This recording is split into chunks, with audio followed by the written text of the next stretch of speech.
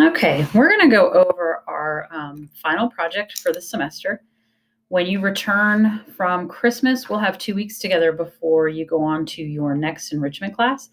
So we've got roughly 4 weeks to get this project done, but we're going to have deadlines throughout. So today I'm just going to go over what we've been doing in class. So if you've missed it, this will give you a quick review.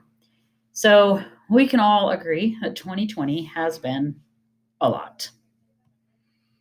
We've dealt with a global pandemic, economic shutdowns. We've lost icons like Kobe Bryant, Ruth Bader Ginsburg. We've gone through a presidential election. We've had social movements like Black Lives Matter, which resulted in protests and demonstrations all around the world. There have been wildfires in Australia and California. Shoot, we even had murder hornets. So, yeah, it's been a lot.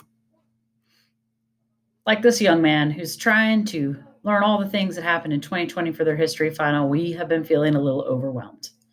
It was actually this meme that gave me the idea for your project. It's going to be a 5 assignment project where you're going to be writing about one of a chosen topic for a history book that somebody might read about 2020. Your first assignment is going to be to collect information using the skills that we've gained through Checkology. You're going to be collecting articles from the internet that answer questions about the topic of your choosing. Then you're going to work on writing a chapter on the topic of your choosing. It's not going to be an entire chapter, but it's going to be taking the information that you've gained and putting it in your own words. You're then going to create a brief presentation in a slide deck, present your deck to your classmates, and your final assignment will be a letter to 2020. This is a 1,000-point project that's been broken down into 5 different assignments. And I want you to take a deep breath because earning the points is really just about doing the work. It's not going to be difficult. We're going to be doing time in class, but you are going to have to actually get the work done. Like everything else, do it right, do it light, do it wrong, do it long. And you don't have to do it alone. We've been saying that all this year. We're in this together. So if you would like to work with a partner, you may. However, you will be collaborating digitally. This is not going to be a situation where you sit at a desk with somebody and share a computer or work together face to face. You're going to collaborate with them digitally. That means that you can have a partner who is not in your same class period or not on the same hybrid schedule as you, because you won't be working on it at the same time. You can only have one partner, and you need to have that person lined up by the end of today. We have a lot of different chapters to choose from. I'm going to go through some of the topics real quick, but you are welcome to select your own topic as long as you get it approved by me before you get started. You could write about the coronavirus pandemic, and you can come at that from a lot of different angles. Do you want to write about the science behind the virus? Do you want to write about the medicine behind the response? Do you want to write about the impact on entertainment or sports or politics or jobs or the economy? However you want to look at the coronavirus, whatever interests you. I want this to be interesting to you because then it will be engaging and you won't get bored, and I will be impressed with your work. You can look at the Black Lives Matter movement and protests. You can look at when it started and what it stood for. You can look at what it's accomplished. You can look at individuals within the movement like George Floyd or Ahmaud Arbery or Breonna Taylor. You can look at the climate crisis, look at it as a whole, all of the things that have gone on around the globe this year, record number of hurricanes, record number of fires, floods in Indonesia, or you can pick one of those events and look closely at it. You could talk about the impeachment of President Trump. We've only had 3 presidents impeached in the history of our country, so this was a pretty big deal that happened early in the year, and a lot of people have moved past it. But if you want to take a closer look at the politics behind a presidential impeachment, one has happened this year, and it's a good one to go ahead and study. You could talk about the murder hornets if you want to. If those interest you, they're pretty fascinating little sci-fi creatures.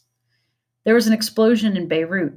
This didn't affect us here in Alabama, but it had a global impact, and it affected the people in Beirut. And if you're interested in global studies or in other cultures, that might be a really fascinating one to look at. You can look at the presidential election and all the historical things that happened during this presidential election. You can even look at the pop culture phenomenon, the musical Hamilton, if you want to. You can do profiles of different people that have become historical figures this year. For instance, President-elect Joe Biden, Vice President-elect Kamala Harris, who is the first woman, the first Asian, and the first Black American to be elected to the executive branch. That's definitely a historical moment. You can look at Chadwick Boseman, Kobe Bryant, or Ruth Bader Ginsburg. Now, we're not just going to write a history chapter about the fact that they died. I want to know, why is it important to our culture that we lost these people? What had they given us before they passed? What will they continue to give us as their legacy? There's a lot that's happened in 2020. These are just some of the things. If there's something that's happened in 2020 that interests you and you want to study that, then just make sure you get it approved by me before you get started. Your first assignment, which is already posted in Google Classroom, is called Collecting Evidence. Well, actually, let's see. It is called, bear with me. It's a evidence collecting doc. It's called Collecting Reputable Information. You can use the Checkology toolbox to verify the information if you want to. That's just a tool for you. It doesn't have to be done that way, but you do need to make sure that the information you are finding on that you're looking at is from a reputable source. So let's look at the doc that you're going to be using real quick. It's in classwork under Collecting Reputable Information. I provided a rubric to help you better understand how I'm going to grade it, and I provided a template. So you're going to look at these questions and relate them back to your topic and find evidence that will help you in writing your essay about them. You'll do that for all 5 questions. I've provided the boxes. I need 3 links per box.